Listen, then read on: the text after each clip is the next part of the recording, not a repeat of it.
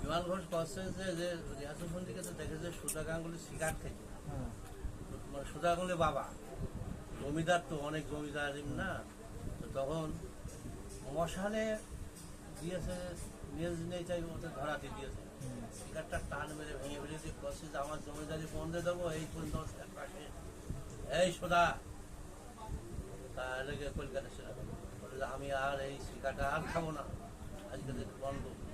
তাহলে কলকাতায় ওখানে ট্রেনে মাস্টারি করতো, আমি গল্প শুনেছি একজনের কথা। এখন ও ৭১ সময় গিয়েছে কলকাতায়, তখন তো বর্ডার ছিল না কেন?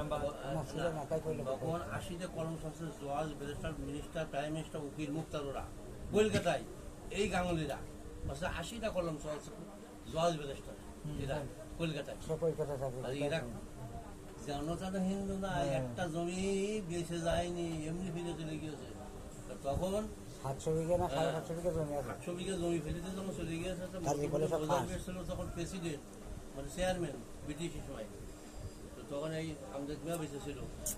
তা যে মজুর মিয়া বাড়ি যে কত মজুর তোমার লোক পাঠাচ্ছিল, আমার ঘর বাড়ি আছে তখন পাকা বাড়ি, তখন জানলা খুলে আমি আর ওই নদী পার হবো না মজুয়ার, তোমার এখানে জাহাজ হতে তাই খেয়ে চলে যাবো, আর পার হয়নি।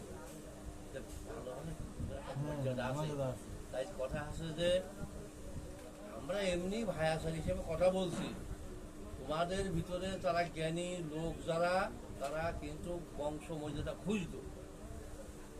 তারপরে তাইতে বলছে যে কুলিনীর মেয়ে কালো ভালো, নদীর জল ঘোলা ভালো, কেন? এটা বংশগত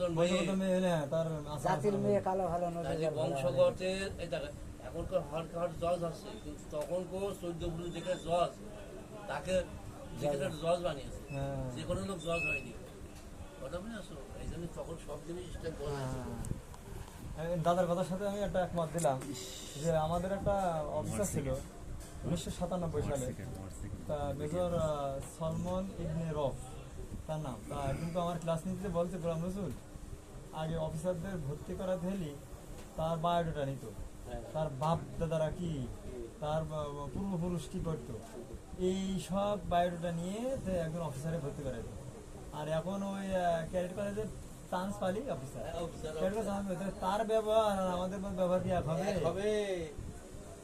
তার ব্যবহারই আলাদা, তাদের ব্যবহারের ভিতরে বাঞ্চত, ফাদারচত, মাদারচত এসব গালি নেই, ওই তারা কুলিন। আর এই যারা ছোট লোক চাচ্ছে তার ওই গালি গালাজ মুখি অঞ্চলের ভিতরে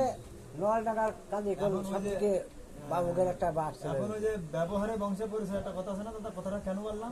মাসুদ মিয়া আমাদের ছিল এখানে মধুপুরি বাড়ি, টুলু মিয়ার ছেলে, এখন ভাত খাচ্ছে এখানে, এই দেখো বুঝছো